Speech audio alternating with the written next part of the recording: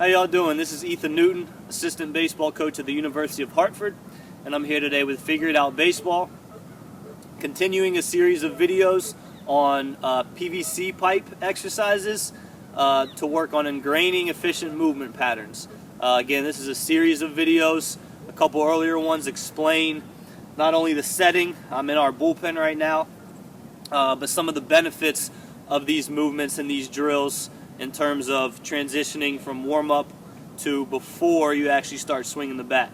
So now I want to start to get to the end of that bridge. So we've talked about some of the movements just using PVC pipe, focusing on slow, controlled movements with our body.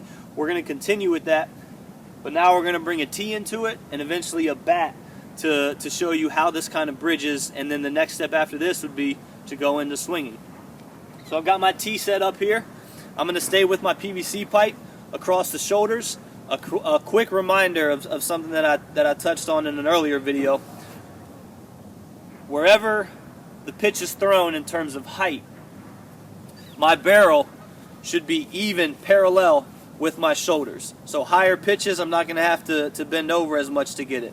Lower pitches, I'm going to have a little bit steeper side bend because I want to stay in that compact, strong position here, ready to drive through the baseball, as opposed to staying tall trying to hit a low pitch. I've lost my barrel and I'm going to have to roll over, or being too bent over and trying to come back and attack a high pitch. And I'm probably not going to have a whole lot of success with that either.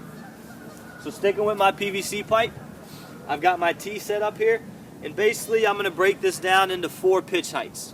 You can pick as many as you like, really, but just for the points of the tee, for emphasis, I've got the top where you would set a baseball.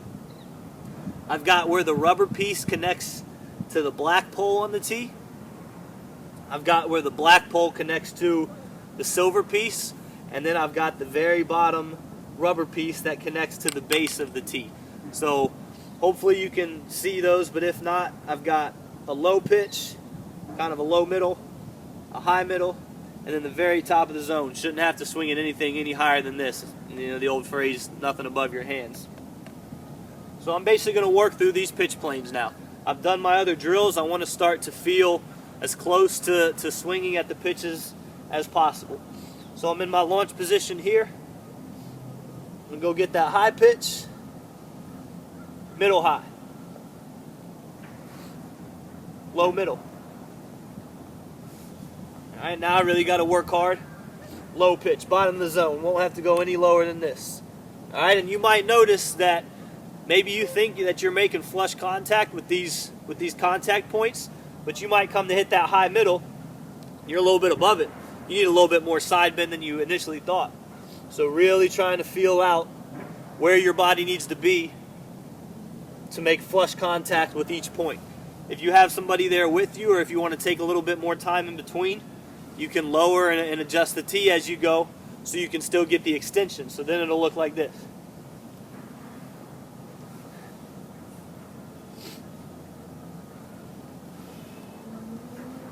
Lower it again. I'll just do one more height. Really work to get to that knee pitch. Working through. So now you have the extension, the back half of that swing in place. Again, that was pretty controlled. Now I'm going to pick up a bat. Exact same process.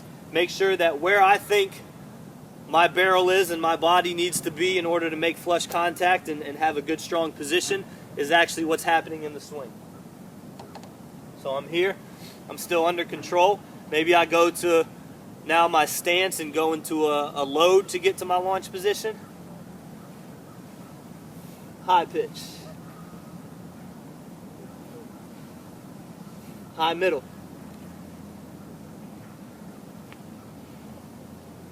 Low middle. And I can kind of check myself in the video. You'll see that my barrel right in line with my shoulders. Nice and parallel. That's a good strong contact position to be able to drive through the ball. And then now I'm going to try to be as athletic as I can. A little more side bend here. Go get that low pitch. Then you can go into placing baseballs on the tee. Obviously adjusting the height then with every swing, and work on covering the different pitch planes. Your body's, in theory, has had those movements ingrained with some of the previous work that you've done with the PVC pipes. walking closed, walking open, and the sosas, and then just the pitch heights on the tee. Now you got your bat, put a baseball up there, start swinging, and hopefully you're moving a little bit more efficiently and just ingraining good internal habits in terms of how your body moves and what it is you're feeling as you're working through your swing and feeling out the different contact points in terms of pitch height. Appreciate y'all tuning in, and if you saw all of the videos with the PVC movements, I appreciate you viewing the entire series. I think it's some pretty valuable information.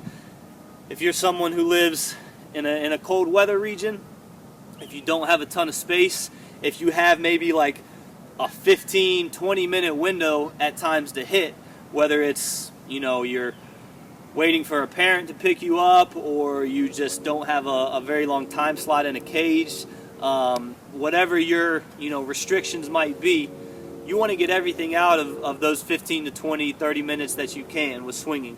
You don't want to waste time taking bad swings and building bad habits. So the time leading up to that, and again, don't need a lot of space, the PVC pipe movements can put your body in a position to be ready to swing as soon as you pick up that bat and put a ball on the tee, or as soon as somebody feeds you a baseball from front toss or BP or whatever the case might be. But the PVC movements takes away the baseball, allows you to focus on your body, puts you in a good position to have a consistent, repeatable, but adjustable swing when you start to swing live. Again, thank you for tuning in. This is Ethan Newton, assistant baseball coach at the University of Hartford, here with Figure It Out Baseball. I appreciate your time.